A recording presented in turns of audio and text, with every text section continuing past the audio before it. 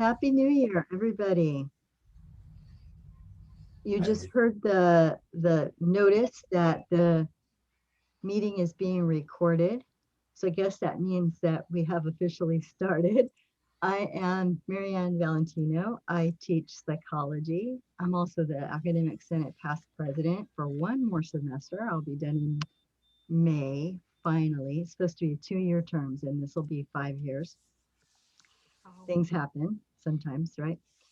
Um, And I am the facilitator for what we're calling EIFEL, the Interdisciplinary Faculty Equity Lab, which is what you're here to learn about.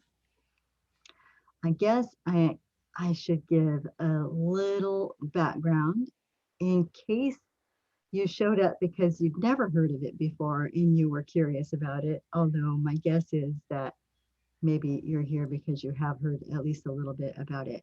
So the really short version of what EIFEL is, uh, we had a 2-year um, partnership with CUE, the Center for Urban Education at USC, and part of that was to really take a look at our equity efforts and to make a plan for moving forward to become a more equity minded campus.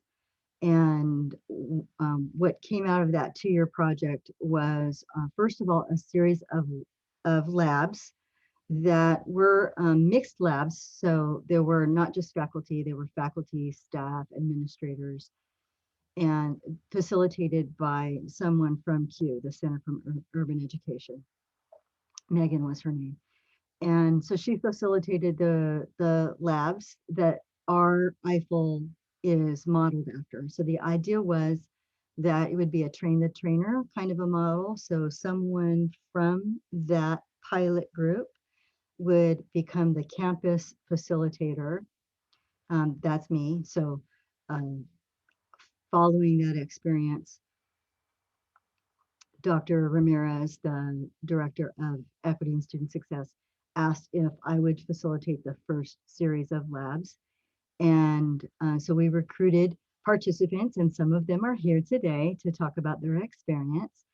And I facilitated that lab. It was 6 3-hour sessions.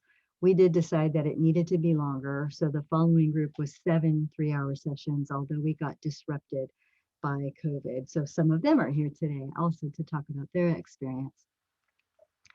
Um, and I haven't been able to find anybody to take my place yet. But the idea is that it is a train the trainer model.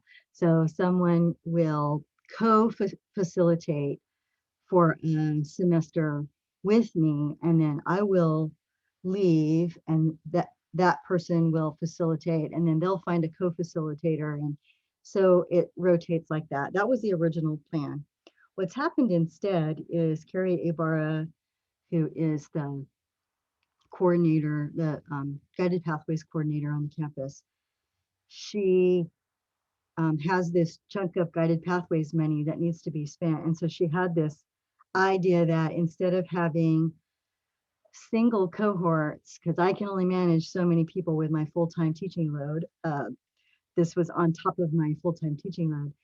And the first cohort had 18 in it, 18 um, teaching faculty in it. And that was kind of like too big, I thought. And so the second cohort, I think, started out with 14. We ended up with 13, which was much more manageable. And then COVID happened, so it messed everything up. But if you're doing 14 people at a time, it's going to take a while to change the culture and become an equity minded campus.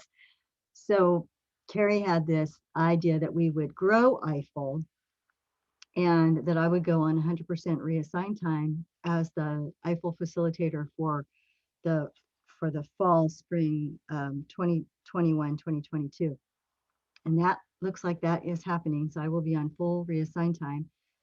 I said, wouldn't it be great if we didn't have just instructional faculty cohorts, but we also had non-instructional faculty and classified professionals and managers all going through similar training so we can have campus-wide conversations about equity on campus, and that proposal was accepted.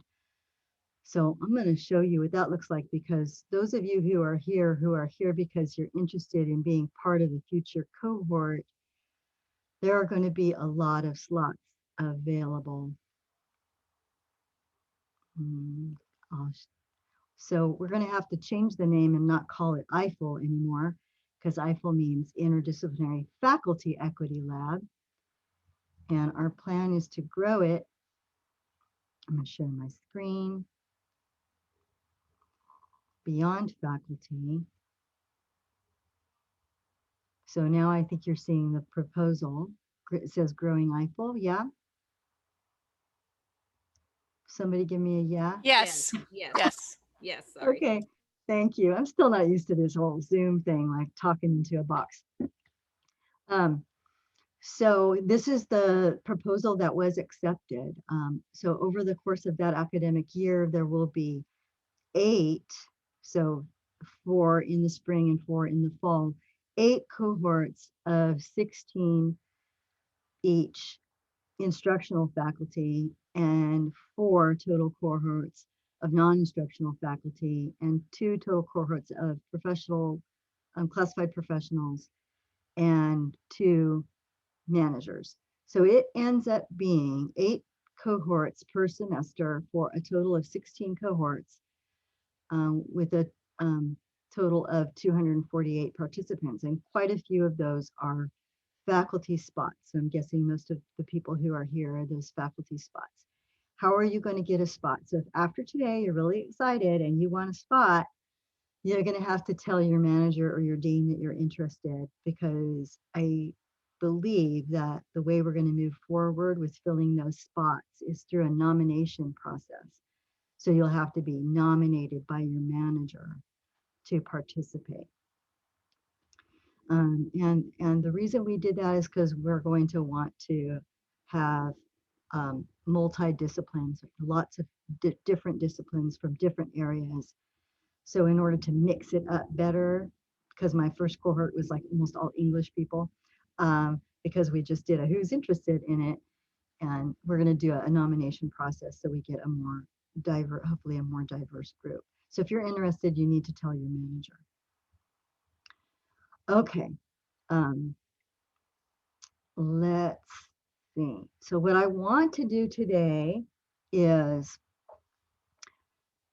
show you the syllabus, and then I've invited a whole bunch of previous participants and they're sort of current participants.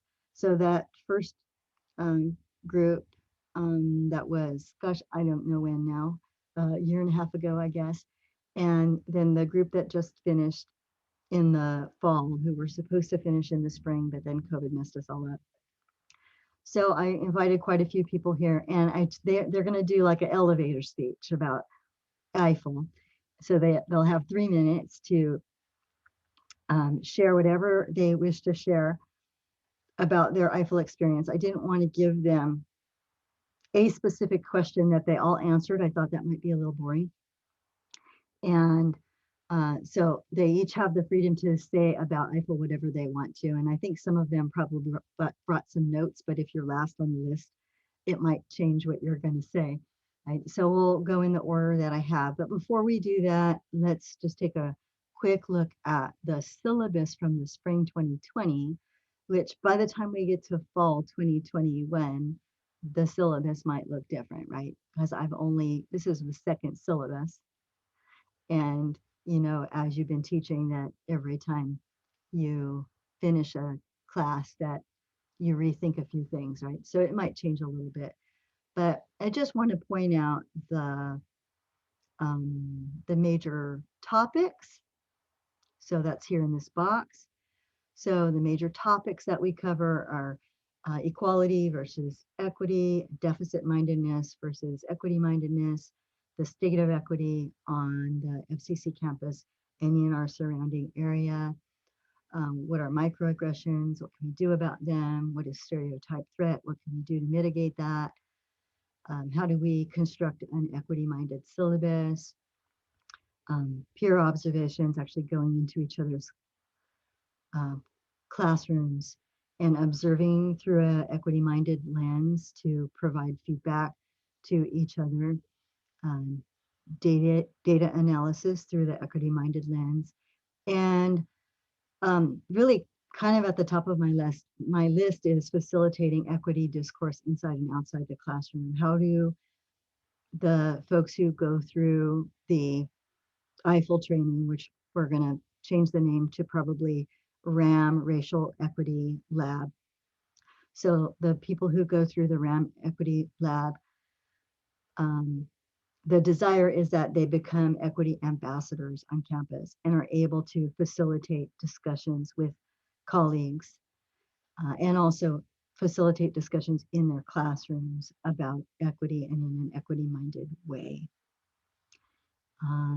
There are participant learning outcomes. So before I turn it over, let's look at those. So differentiating, and they mimic the topics, but differentiating equality from equity and articulating reasons why equality does not result in racial equity. That's the first participant learning outcome. Understanding how data is used to identify equity gaps, understanding that the classroom is a racialized space, and comfortably engaging in conversations about race and racial equity. Identifying areas where instructors have agency over the state of equity and create interventions with the goal of eliminating racial equity gaps. And obviously, that's going to change for the classified professionals. It's going to say identifying areas where classified professionals have agency on campus, right? And the same will be true for the managers. It will be specific to them. And then demonstrate ability to facilitate equity-minded conversations, including how to respond to common obstacles to racial equity. And I neglected to say that I also have, as part of my vision, to mix the groups together. So in the fall of 2021, when we get started with the Growing Eiffel project, and I have lots of cohorts going on simultaneously, they will meet as separate cohorts, and then twice per semester, they're going to meet mixed up. So it won't be one big old group. That's not manageable. But maybe like one from each group, and so we're having conversations between each other. And the folks who are in the room right now who are from Eiffel 1.0 and Eiffel 1.1 or whatever we're going to call them, those first two cohorts, the plan is for us to get together this semester at least a couple of times to mix. And then I'm probably going to want to invite you to the future groups too, right? We're going to continue to mix it up and talk to each other, because the idea is that we're having, like I said, these across campus conversations about what it means to be equity minded with a spotlight of focus on racial equity. That doesn't mean that we won't cover other inequities, but the spotlight is on racial equity, because race intersects really across all of the other social constructs. Marianne, you have a question from Catherine Taylor. Would these cohorts be limited to full-time, or would they include part-time? So the current two cohorts that went through did have spots for part-time people. I think that out of 18 in that very first cohort, that there were at least 3 part-time. There might have been 4.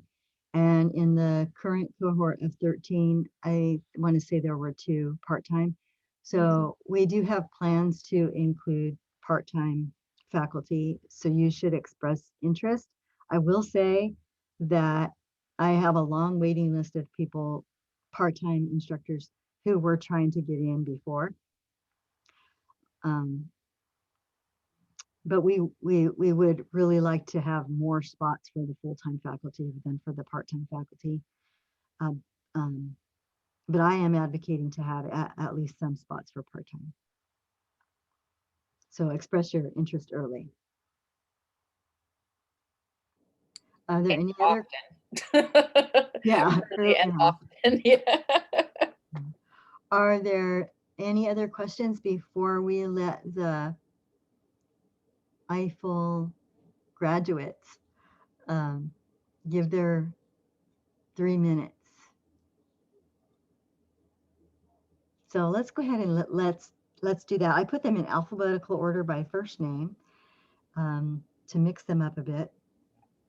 And I will set a timer so that we have 3 minutes. That way everybody gets a chance to talk. And then I want to make sure that we have time after that to open up for more discussion and conversation about what you might expect if you become an Eiffel participant. And it won't end then, right? The idea is that after we grow Eiffel big and we have lots of conversations, that we continue to do something else, so, more professional development. It's not like it will go away. I'm going to set my timer. I'm going to stop sharing so we can just listen, right? And I do believe that Deb is first, right? Alphabetical by first name. So Deb gets to go first. Are you ready, Deb? Yes, ma'am. Can you hear me? I can. Can everybody hear Deb okay? Okay, Okay. go ahead, Deb. Take it away. All right. Here's my elevator pitch. My name's Deborah Lewis. I'm one of 2 instructor coordinators at the Child Development Center. When I first came to Dr. Marianne's class, I wasn't sure about what to expect. I knew I would learn about equity and about being more equity minded, but I wasn't sure what would actually happen. It almost didn't matter because it was Dr. Marianne, so I just knew it would be fun. As a Black woman, though, I tend to naturally be more comfortable around people who look like me. I also tend to be more sensitive to African American students, so I thought I was like great at being equity minded. This class helped me to work through some of my own biases, even some of my own biases as they pertain to my colleagues. We had group conversations. We learned about each other's backgrounds and upbringing, and that helped us to see past skin color and ethnicity to see the person. And that was a rich experience. And then I also learned that when it came to my students, because Marianne was able to get data for us so we could look at our students that we served and then our success rates. We learned that I learned that I wasn't as equity minded as I thought I was, but through this experience, I actually learned to push past some of my own biases. So this class helped me. Even looking at my syllabus, I was like, oh my God, my syllabus is terrible. Like when I looked at my syllabus from the perspective of a student, I was like, oh wow, I am rude. I don't know why students of color, I don't know why they would think that I would listen to them. I'm saying I would tell them, come talk to me. But then when you read my syllabus, I was just so rude and so inflexible. And I just learned a lot. So that's all I have to say. Thank you. I'm glad I could be here. Thank you, Marianne. Thanks, Deb. And I hope that all of the participants are going to stick around, right? That way, if there's questions for them, you can maybe jot them down, and then we'll revisit if you have a specific question for Deb. When after everybody's had a chance to speak, then we'll open it up to our questions. Let's see who's next. 2 is no 3. 4, we had some folks drop out. So I'm looking for number 4 and number 4. Eliud, you're next. Are you ready? Yes, I'm ready. Go ahead. So I'm Eliud Mishibe. I'm an instructor in chemistry department. So just as Deborah said, when I came in, yes, I had an idea of what equity is, but it was very, very broad. I didn't know like the nitty-gritty part of it.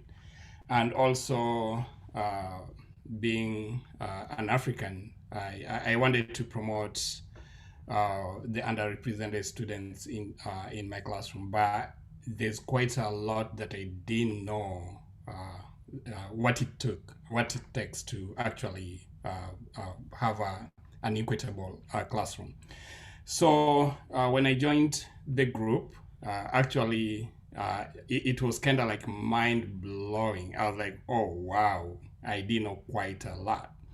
And some of the things that really stood out, such as the syllabus that Deborah talked about. I looked at my syllabus, the syllabus review, just having like a colleague to look at your syllabus, you get to find out like, wow, there's quite a lot. The language, is it welcoming? Is it really friendly? Does it welcome even those first generation students who've never had anybody to talk to them about college? So I got to learn how to actually review my syllabus using the lens of like a first generation student. Then the other thing that I also learned about is class facilitation. So how do I facilitate my class? Do I stand out there like just this chemist who know all this information, or do I try to facilitate it in a way that also encourage those students who are like underrepresented, those first generational students? Then also the other thing is the policies that I have in my syllabus, my class policies. Are they these harsh policies that are kind of like, hey, you either do this or you're gonna fail the class? Or are they policies that are actually encouraging students, welcoming students, or allowing students to develop this friendly approach towards the instructor, so that at the end of the day they can be able to learn? Also, as Deborah said, the interaction with my colleague has also changed just from interacting with other colleagues within our class, because we had quite a lot of interaction. It's a very interactive session. You get to talk with your colleagues. You get to do the role plays, and that helps you actually to open up and develop this confidence in that you can actually be able to interact even with the colleagues in your department or respective places of work. So I think there's quite a lot of information, and I'm sure my colleagues are going to talk about some of the things. So let me not cover everything. Thank you. That was 3 minutes exactly. So thank you. Eileen is here, and I skipped her because she wasn't feeling well, but she says she's ready to go. So Eileen, we're going to let you go next. Well, my name's Eileen Gonzalez, and I can't see me very well. I don't have the greatest light. I'm from the nursing department, and when I saw Marianne put the question out, who would like to join this club, I thought, well, I've been looking at the word equity, I better learn about it. So I got to tell you, when I started to join this, I was going in truly not understanding what I was going to do. I didn't even put it to a thought of that I really understood it. Then when I met all these other faculty members, it was a very good group of people. I never wanted to miss the meeting because it was an exciting meeting, even though I thought, oh God, it's a long time. But when we got together, the group, which was such a diverse group for me, because I'm in the health science division and we're far away from everybody, I learned a lot from them about this equity. And the biggest surprise was I never really thought I was as, I guess, not as equity minded as I thought. I thought I was doing pretty well. So listening to all the different lifestyles and the way they went to school and all their issues, Marianne puts in her thing that she just showed you. One of her norms is being prepared to practice having courageous conversations. That was the scariest part, because I saw it in all of us, but I know in myself, when I would always interrupt some of these guys as their topics, I would just say something because it had to come out. I had to take it out. It's a scary little club, but it's something that needs to be said. And to understand that we think we have a lot of, we're not as biased as we are. We don't even know that we're underliningly having some biases that we didn't think were there. So overall, I learned a lot, Marianne. I learned a lot from this, and the terminology really threw me, like microaggressions. That's such an ugly word, really. It's a huge one, but an ugly one. But it sure showed me a lot of things that I didn't realize I was doing. And to end this, the final thing that, just like the other faculty member just said, and Deborah said also, when Marianne made us exchange our syllabus with each other, oh my God, it was embarrassing. It was embarrassing. It's all get up. Most of these English teachers had it to the attack. Whoever, all you guys, Max had it all the way down to the fine line. And some of you other ones had some good ones, but I looked at mine and thought, forget it. It's dead. This is embarrassing. I can't even call myself a faculty member because it wasn't true. It still isn't truly equity minded, but it sure woke me up to what we possibly have to redesign our syllabi for and for the students. And I swear you got me by the rope. Sorry, and I'm done. Thank you, Marianne. Yeah, you did great too. Exactly 3 minutes. Oh, now I can't stop it. Here we go. Yeah, and I've jotted down some notes to make some comments when we're done too. Thank you, Eileen. Let's see, Gerald, you're up.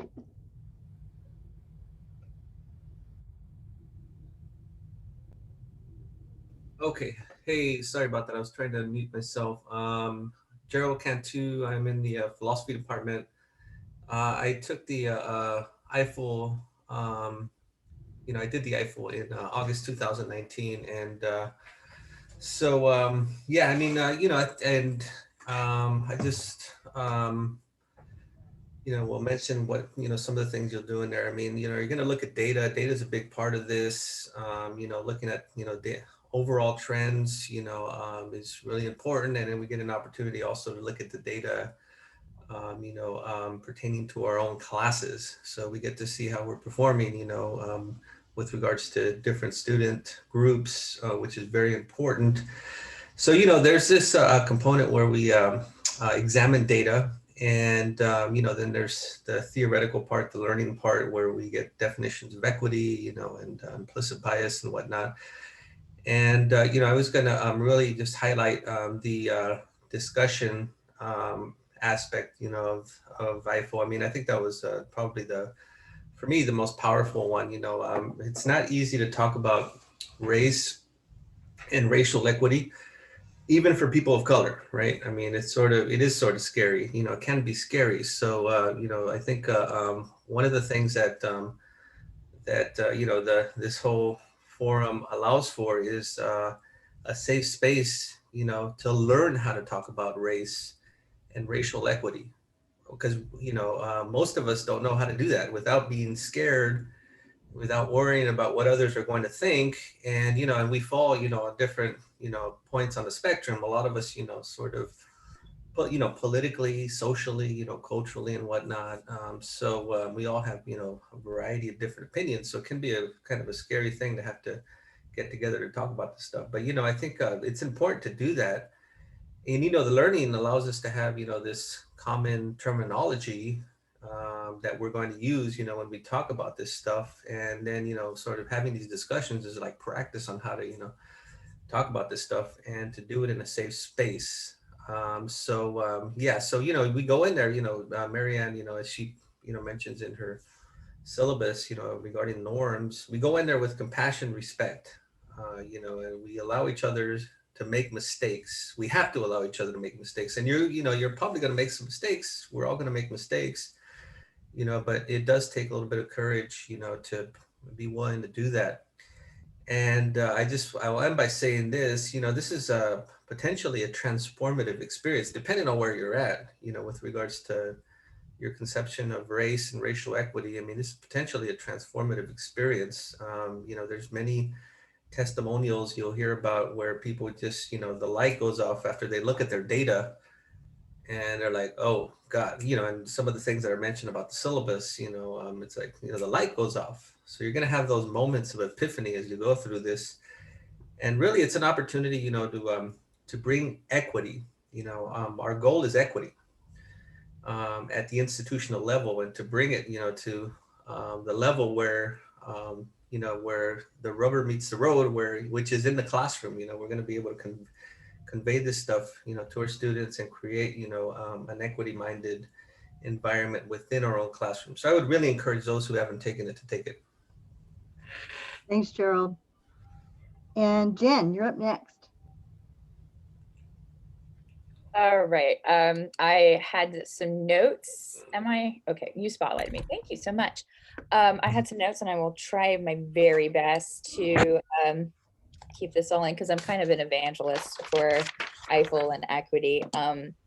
It's been sort of a project for me since I was in graduate school, to learn as much as I could after I took a race and rhetoric class and realized I didn't get a real education about American history, about race in this country. And I was just sort of stumbling through life, like blithely, wounding people without intending to, and that hurt my heart. But one of the things I wanted to say about what EIFL is, and just sort of like pitch it as like why this is worthwhile to do, if you're still sort of wondering like, well, what's this about? Is it worth my time? I'm not even faculty, so what would I get from this? What you can get from it, and I think a lot of other folks have already sort of mentioned this, is you get insight into some of the mechanics that are beyond your direct control that create inequity.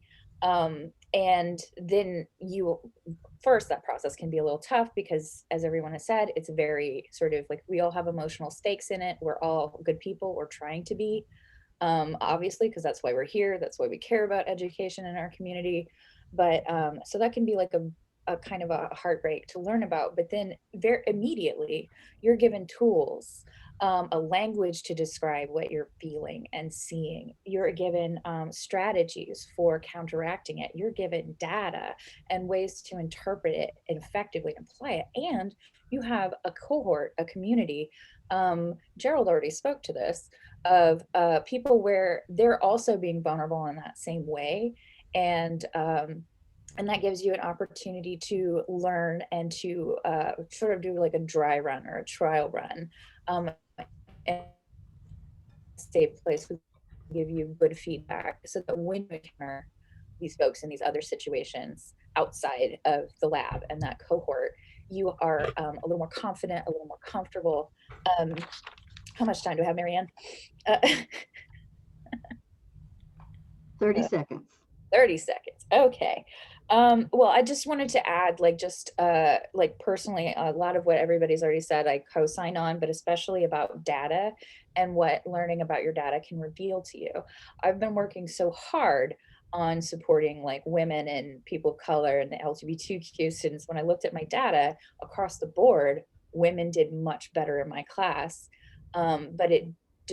But I discovered that, oh no, I have to work now more on sort of bringing the men back in and balancing that out some. So there's something for all of us to learn, not only to improve our work as a classroom instructor, but also as staff and community members. So, I mean, you get a lot from it, even though it is work, but it's still good work. Thank you. Thanks, Jen. And Karen, you're up next. Hi, Karen. Oh, you're on mute. I'll restart you. Okay, thank you. When I first learned about this lab, I wanted a place in it so badly. And what I said to my dean is, I have so much to learn. I knew that I had so much to learn going in. And I want to say that Marianne is really such an awesome facilitator for this. It's not an easy class to teach. We all come in there very afraid, but she modeled this willingness to examine oneself for us. And she modeled honesty. She would say things like, okay, we're doing a little bit of othering here, and I appreciated that so much because I was there to learn and I was there to have somebody, guide that process. I think as we've all mentioned, you know, for me, the biggest thing that I wanted to learn was to learn how to talk about race and how to have these courageous conversations. Um, you know, I'm somebody that when I have a strong emotion, my brain just shuts down. And, you know, I just felt inarticulate, socially awkward, not to mention suffering from white privilege. And I just felt like I was coming in really needing this space. And it was such an open and honest space. I trusted my colleagues who were honest with me. And, you know, I felt that while I still am scared of these conversations, I felt like it was, you know, a beginning.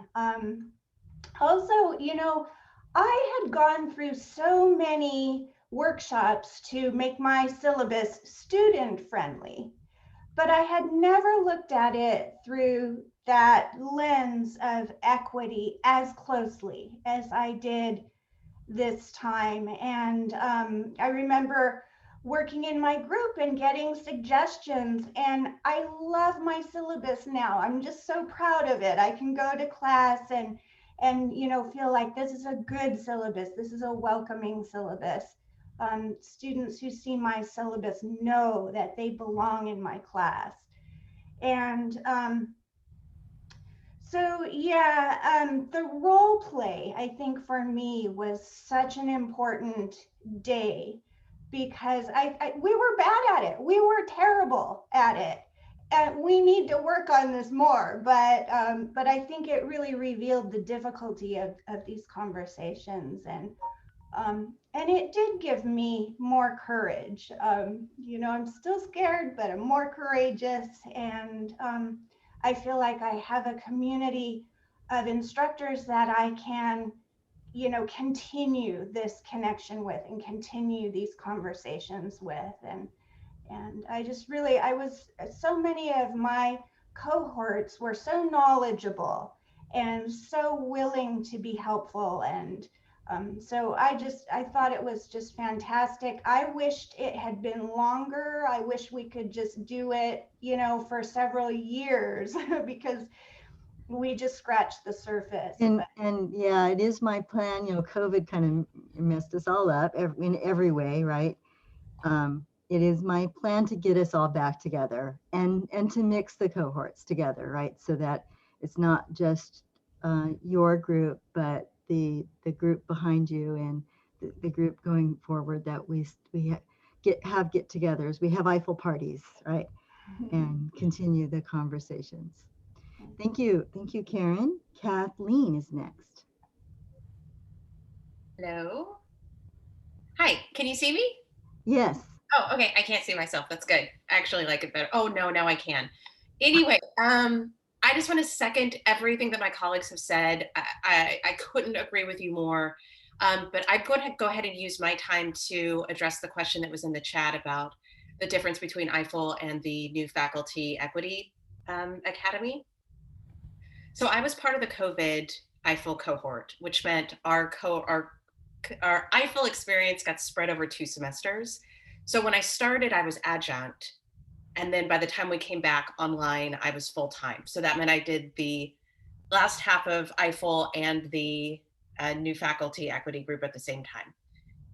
There's a bit of overlap, but Eiffel goes way deeper into not just theoretical issues, but a lot of these tactical, strategic, tool-based things that you can use in your classroom. Just, that, many of you have already talked about the data, the syllabus review.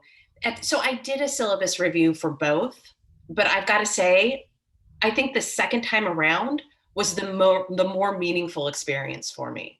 So certainly if you do the new faculty equity, I would say still do Eiffel. Like, you will get, in fact, you'll probably get more out of it because you'll come in with a baseline of knowledge. But I don't recommend doing it at the same time, particularly if you're a person of color. It was a hard semester, and there were quite honestly days where I would just get overwhelmed by it all and would just like turn off my camera and cry. But the fact that we are part of an organization that is so deeply committed to this work gives me hope. But that work will only be effective if we all show up for it. So I encourage you to do that. So that's it. Thank you for that. Yeah, and I think, I'm not sure, you still have 50 seconds, so I'm going to encroach on your time. Because I haven't been that involved in the new faculty orientation, but I think the role play is probably significantly different. I don't think you're doing role plays in there, are you? Correct. That's one of the big differences. Yeah, so that intimate. And the data. Oh, and the data. Okay, then, okay. Thank you for that. Let's see. Marianne, I have another mini question in regards to that same topic. How does the data work when you, for example, only taught last semester? Yeah, let's hold on that question until everybody has spoken, but thank you. Okay. Kirsten is next.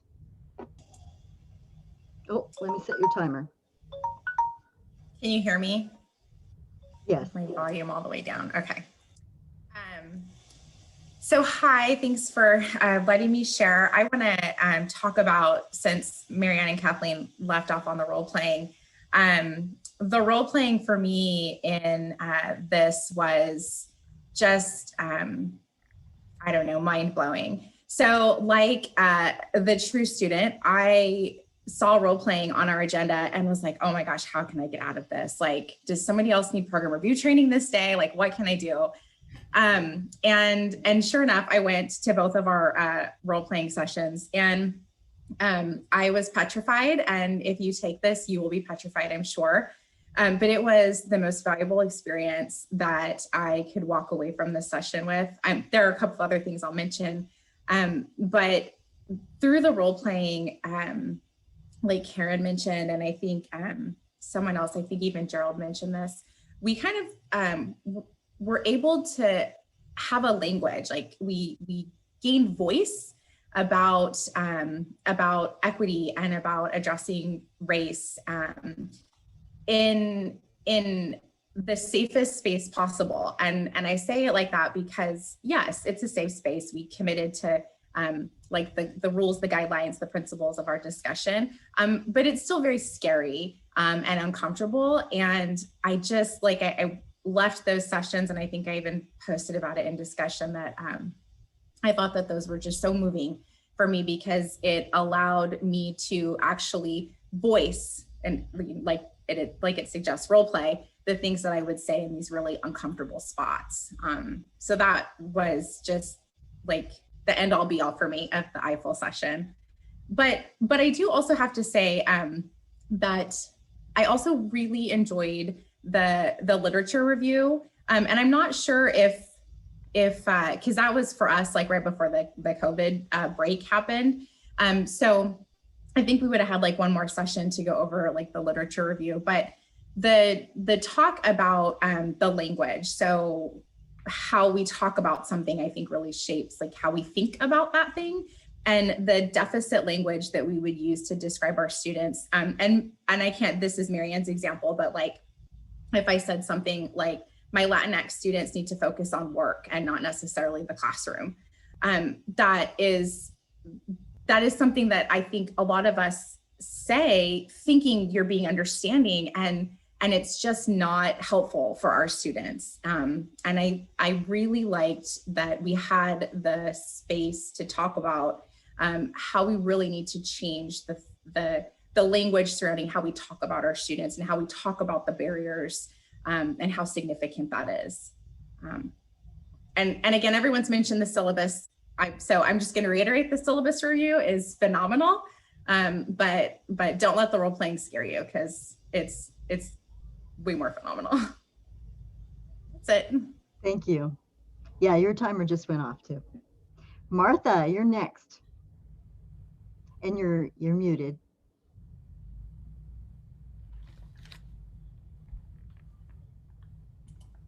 There you go. Hi. Okay, I just like to go ahead and go through some of my notes. And my computer has told me occasionally that something's the matter and I freeze.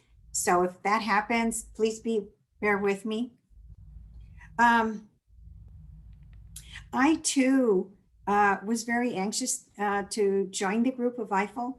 I wasn't sure of a lot of things, what would be covered, but I'm glad that we discussed the topics that we did. I kind of starred some of the things that I do remember most important to me. And those were, again, Kirsten just mentioned it, the resources.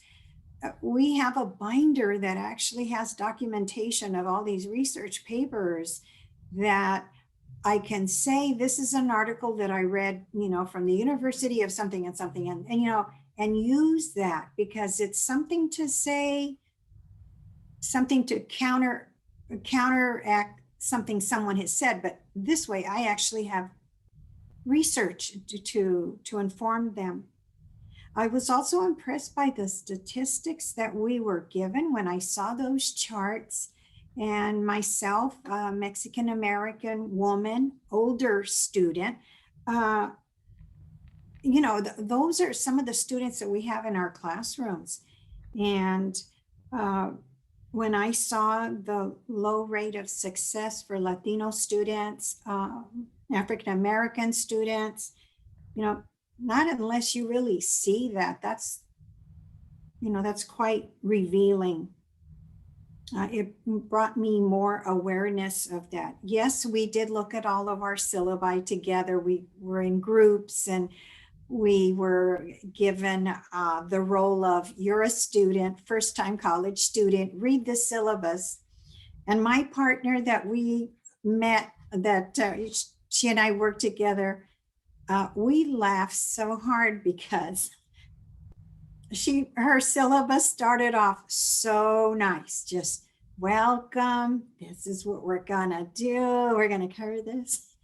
And then bam, if you miss, you're out. If you do this, I'm dropping you. If you do this, I said, oh my gosh. She said, well, I thought I was being welcoming. I said, you were until you dropped the axe on them, those kinds of things. It was just really revealing when someone else reads what you think you've put down. Eileen was talking about learning all types of terminology. Microaggression actually is the one that I really like the most. And it's something that I used to feel when people would say something and that kind of offended me, even if it wasn't my ethnicity, I was a little offended by it, but I didn't know it had a name to it, a term to it. And this actually now I can say, this actually happened. Someone posted, and this is just a classmate from high school, but I saw what she posted on Facebook. We're not buddy-buddy, it's just, she's a classmate. And she made the remark, she posted someone else's letter saying, oh, we all need to get along. We all need to get together. And I believe I'm colorblind because that's the way it should be. And I said, oh my gosh. So very diplomatically, Marianne, I composed a response to that student.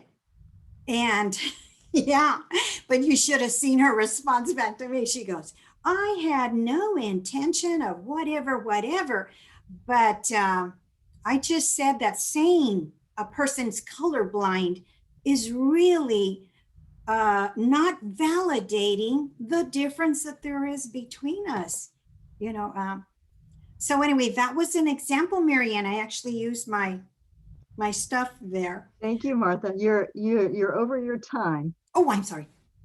That's good. I'm done. It was great. You're doing It was a great great job. I hate to cut you off, but I want to make No, that's fine. I want to make sure everybody has a chance to say Yes, something, yes. for some chance for questions and comments too. Thank you, Martha. Let's see, where are we? Max. Yeah, I'm a philosopher, so I love theory, but what I like most about EIFL was its strong focus on data and practical application. So one thing I'm really grateful for is how the practical application was framed. It was not at all about providing cookie cutter methods. Instead, we were given data, we were given questions to ask ourselves about our teaching practices and policies. We're given considerations to think about. An example that sticks in my mind because it affected me, something I didn't know, was about certain cultural norms about communication that affect classroom dynamics among my students. We're given various strategies and tools to use, and then it was left up to us to decide how to implement them. And we sometimes disagreed with each other about best ways to implement them, but that was okay. The important thing was I'm asking myself questions that I wouldn't have asked myself before. And I'm aware of considerations that I wasn't aware of before. I benefited a lot from hearing my colleagues talk through their thoughts, and especially when they shared doubts and skepticism about some of the ideas we were talking about. I felt like those were most useful because they were honest and raw and enabled us to talk freely about the challenges we were facing. And so lastly, I just want to preface this one by saying that I never had any reason to think EIFL would be any otherwise. So it wasn't a surprise, but it might be useful to some of you if you're interested in EIFL. EIFL focused heavily on racial equity, and unfortunately, race has become politicized, very politicized in our country, which is unfortunate because I think there's no good reason why it has to be a right-left issue. But I think it's worth noting that I never got a whiff at all of anything politicized in EIFL. It was very much focused on actual data and practical application, and I appreciate that focus. That's all from me. Thank you, Max.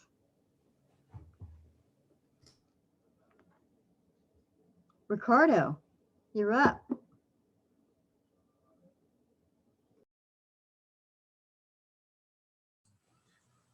Hi everyone. I'm really nervous. Can you hear me? Am I speaking loud enough? I can't hear you guys. We can hear you just great. Okay. So I don't know. I prepared some things, but I already forgot about them. First, I'd like to say that I've taken the EIFL course twice, and I failed both times. That's an experience that many of our students have.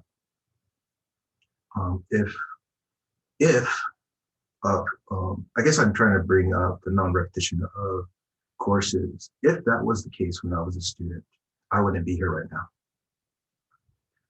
I think that EIFL is a place where we could address this. So I just wanted to bring that up because that thought came up. My thoughts on EIFL is that you're going to feel very uncomfortable. And the discomfort will be to the effect that, for example, if I tell you, fuck all of you here in the Zoom room, what you're feeling right now is you're feeling that triggering moment that many of our students feel when they're triggered, not necessarily with the F word, but some other experience that we're not aware of that is hidden from us because we're not in the position of experiences that our students have. That was the main thing that really was brought out in EIFL, specifically through the role playing. I think that also the sense in the EIFL cohort, I had a much more feeling of camaraderie with my colleagues, and I felt more comfortable speaking. And I think that that's something that's really powerful for me, being someone who's an introvert. Other things that EIFL pointed out that I think is important to understand for you to get is that you are in a position of leadership. If you or us, if we experience racism, we need to speak out. And sometimes when we're talking to colleagues and we're bullshitting at the bar or something, and we say this and that, just because it's at the bar doesn't mean that it's acceptable. I think that that's what I learned. That's all I have to say. Marianne. Thank you for that. Thank you. And we have Sally.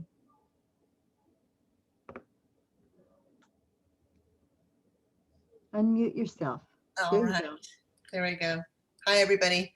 I prepared a little something because I was nervous, and I've been thinking a lot about EIFL. I began EIFL in spring of 2020 and continued with it until fall of 2020.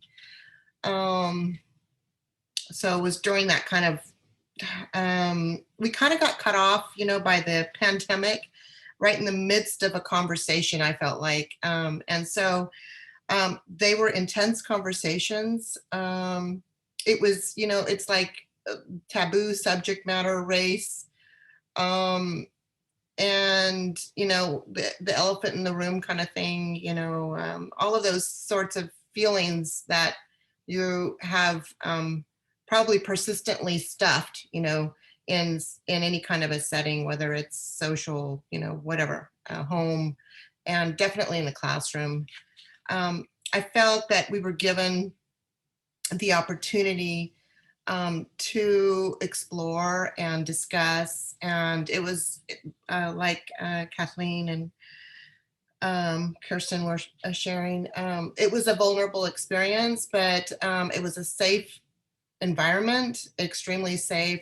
In fact, the first time that I've really ever been able to comfortably talk about these things in a you know, with diverse population, what have you, you know, kind of thing, in an environment. And Marianne, I want to thank you for facilitating and modeling and giving us the language and giving us the tools, like everyone else has been saying, to do those things, to be able to have those honest and frank conversations.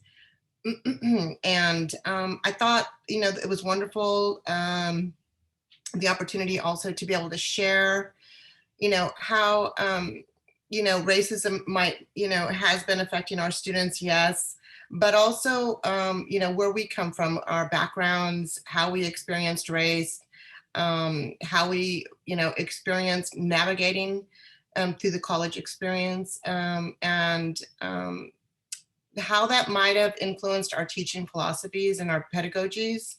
I think it was like being able to kind of put things together, to connect things up, like with the data and with the literature, and just thinking about what got us to this place, and how we conduct ourselves, you know, with that information, or, you know, gave us the opportunity to just stop and think, but with information, with knowledge. Let's see. I think there were many provocative moments for me as I grappled with my teaching philosophy and my teaching practices. As others are notating, you know, I grappled with the question of whether my philosophy was reflected in my teaching practices, including the language in my syllabus. Was my syllabus encouraging and supportive, or one that could be a resource for the students? Did my syllabus reflect a path, maybe even inserting growth mindset language into it, or was it used to establish rules? What types of rules for engagement had I established? These were some of the hard questions I asked of myself, you know, and to be clear, I had to ask, what side did I want to come down on? You know, the side of the gatekeeper or the guide to access this goal, like course goals, as one of the steps towards helping students build their futures. I definitely learned a lot from my colleagues, and I thank you know, you all for helping me. As I also thought that I was establishing equity in my classroom, but once I took a look at the language and of course the data, you know, it's like you have to ask yourself those hard questions. You know, we might be, you know, I might be building on, you know, a supportive curriculum and going, you know, I know, you know, I'm doing things that are, you know, risk taking in ways, but ultimately, you know, the language and the data, you have to look at those things. And this is the way that Eiffel, you know, I think has impacted me to challenge myself. Am I doing enough? Thank you. Thank you, Sally. I think that was a nice way to wrap up the testimonials, if you will, on data, because it is one of the perks of being part of the Eiffel cohort is that you get to have a very individualized data dashboard set up just for you, where you can look at your data. And I think that question came up about that I cut her off. I don't see the name now. Dahlia, maybe, or It was me, Marianne, Denia. Sorry. Denya. Yeah. Yeah. So Denya asked about, well, you know, what if you only have one semester? The institutional researcher just like does the best that she can to give you the best data available for you to look at in order for you to look at your own data and compare it to your discipline partners, your colleagues. Marianne. And once that dashboard is set up, it will be ongoing. So Max will be able to look at, he's just in front of me, and that's why I pulled him out. Max will be able to follow his data throughout his career and continue to, you know, hopefully watch his equity gaps shrink. But as Sally said, when you're confronted with your data, it's very difficult to say, oh, I'm equity minded, and, you know, and I'm welcoming. You know, when you look at your data, you go, oh, okay, I have some work to do.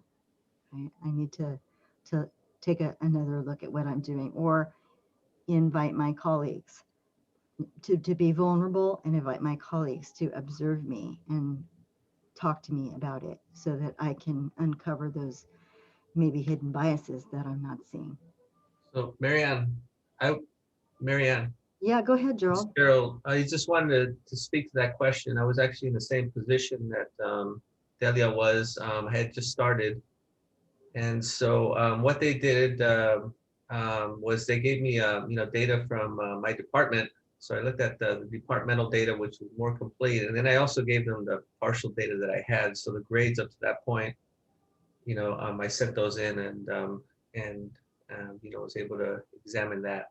Yeah, Oh, great. That's wonderful. Thank you. So we have 10 minutes for questions, comments. I guess we can, it'll be more orderly, I guess, if you raise your hand. So if you could raise your hand if you have a question or a comment. Javier asks, will any of this data be shared? Which data, Javier?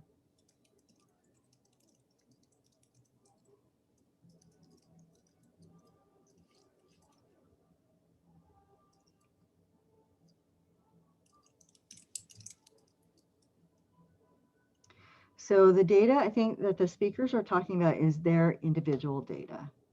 So your data disaggregated by race and gender is what the researchers are setting up and sharing with people. In your program review, if you go to institutional research to program review, you can look at the college data and you can look at that by discipline. So I can look at my psychology department level data.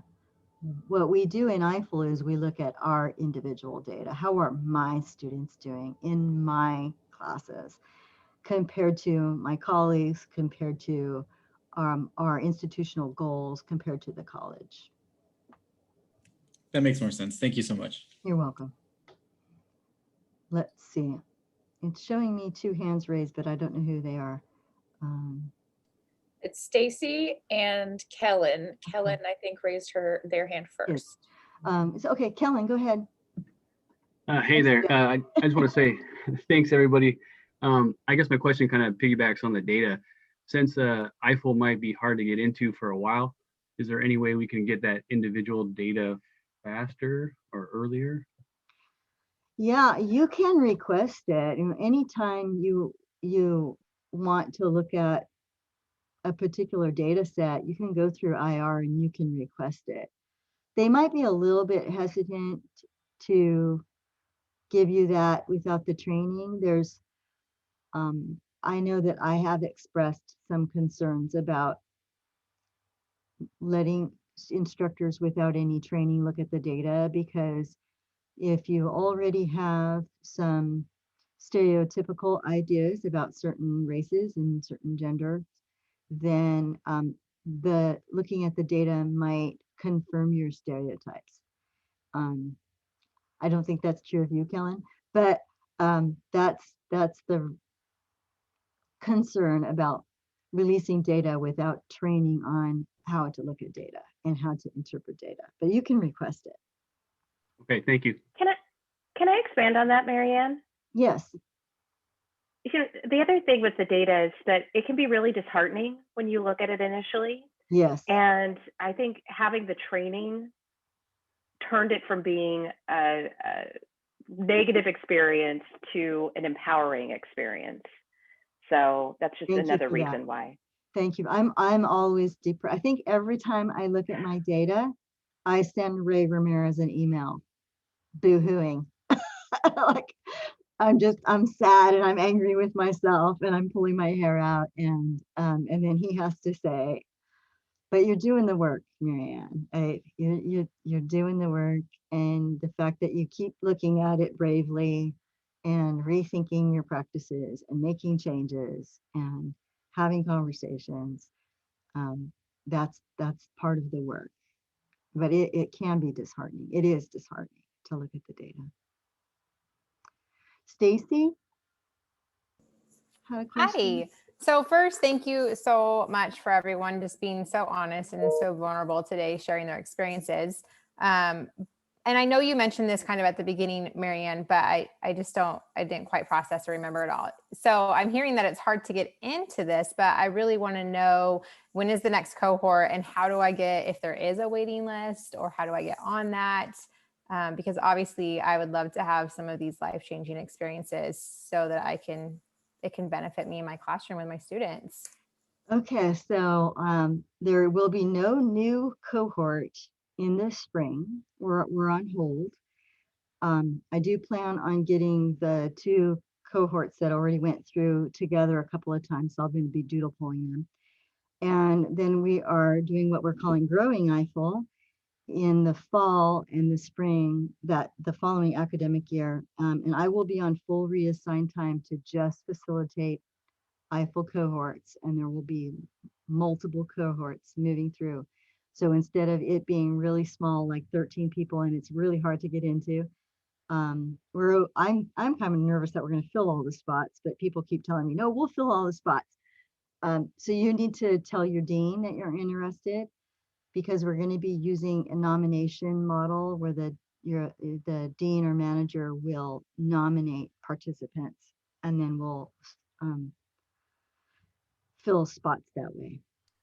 Can I make a recommendation as to how, if you want to be a part of Eiffel and a cohort, and you want to sort of make your best case, I'd imagine making a pitch to your dean as to like what you hope to gain from the experience, where you learned about it, and things of that nature, so that they have a better sense of like, oh, well, you're going to do this because of these things. And that might make it might make your request rise to the top of the pile, just as a tip.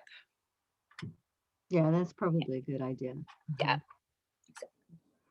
I'm going to open up the Growing Eiffel proposal, because I keep forgetting how many people are going through, but the proposal is 16 people in a cohort. I just saw in the comments to keep the groups small. The groups need to be small in order for us to have those intimate conversations and vulnerable conversations.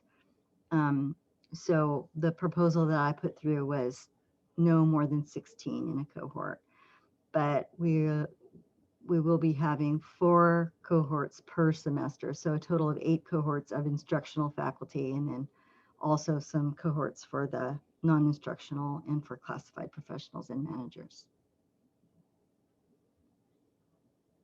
It's exciting. I'm really nervous about it, but it's also exciting. Other questions or comments?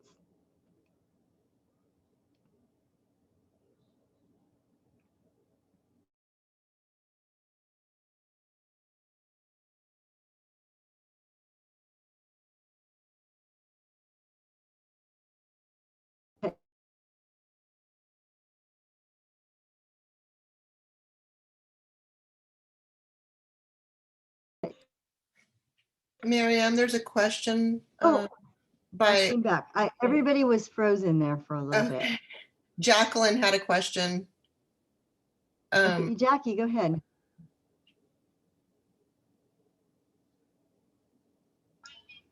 I can't hear Hey, you, Marianne, Jackie. how are you? I'm good. How are you, Jackie? Hey, I'm all right. I guess I don't know if it's a question. I was getting very venti down here as I was typing. I apologize. The venti part was I can't understand how it's not required for instruction. We're really focused on you better understand how to put an online course together, but we don't understand who we serve. So if our issue is we can't get in, and one of the things, you know, Marianne, my problem was, you know, is very excited about it, very excited about the possibility of doing it, but as adjunct, it's extremely difficult. It's just difficult based on schedule because at that time we had to be on campus. Now I don't know. It sounds like spring is already set up. I'm sorry to pontificate. I don't even know what the question was, but I know spring is set up, and I'm hearing that the upcoming academic year, you're on full time with it, and I'm assuming then we have more cohorts. I think the mindset here is, well, we need small groups, and it's a very intense experience, and you know, I don't want to get too out there because then it's just not going to work. It just gets diluted. Totally understand that, but I think everyone needs to be on board. If you're not on board, then what are we doing? That's the instruction. You are instructing our students, and our students are our students. They're who they are. They bring it to the table. So my concern is, I guess the question, long point, is how to get in. I understand we need to really, you know, push our way forward and get in the front of that line and make sure the dean is aware of it and so on and so forth. But my feel is, why wouldn't that be just a requirement across the board? Thank you for listening to that long-winded. Can I respond as someone who's yeah. I started it as a full-time temporary, and then and now I'm back to part-time. I do understand that pain of like being like, I would like to be more involved, but I have to spread myself over many different campuses. Most of my advice as far as like how to get into one of these sessions would be part of that is making that pitch. And I do understand, like, anyway, the whole point of Eiffel is for folks like us to get together and to start sort of spreading that message out. And and that's great. And I think that's a thing that you should emphasize when you make your request to join. But that's something that we're definitely, like, everyone is definitely thinking about, how do we make sure adjuncts stay involved? And if you want to just email me, and I can like talk to you about how to navigate doing that as a part-timer, because I have lots of experience with it. I'm happy. I appreciate that, Jennifer. I've been on campus since 2002. Yeah. Okay. Well, then we need to talk. I think I get it. Yeah. But I do appreciate that, and I do, and I understand that. I'm just want to stand up for that. You know what I'm saying? Is that it's good, and I get all that, but if we don't want to increase the size of the cohorts for sure, and I totally get that. That would again dilute the experience. That's not what we're after. But then let's increase the number of cohorts. Let's get those numbers of adjuncts in, because you have a number of adjuncts that are in touch with our students, all of our students. They are there with you because they do the same thing. Yes, absolutely. Mm-hmm. I will tell you that the folks that have been on my wait list, I have requested that they get at the top of the list, that I'll be talking to their deans. I know. I appreciate you. And you're on that list, Jackie. I know. Yeah, I know. I'm just pontificating today. You're very kind. You always are. Thank you, Marianne. It is 2:17. I want to all right. Thank you, Marianne. Everybody for coming, for your interest. I'm really excited, like I said, and nervous about the project. Those of you who were in previous cohorts who came, and I doubly and triply thank you for taking out part of your time today to be here and talk about the experience. And I hope that we can get together a couple of times in the spring semester to further our conversations. And maybe don't be surprised if I, during that academic year, call upon you all to come, do like a panel discussion or little guest facilitator with me or something like that. I'm happy to stick around if you have unanswered questions that you'd like to ask. I can stick around. Otherwise, I think we're done with the session. So we can stop recording.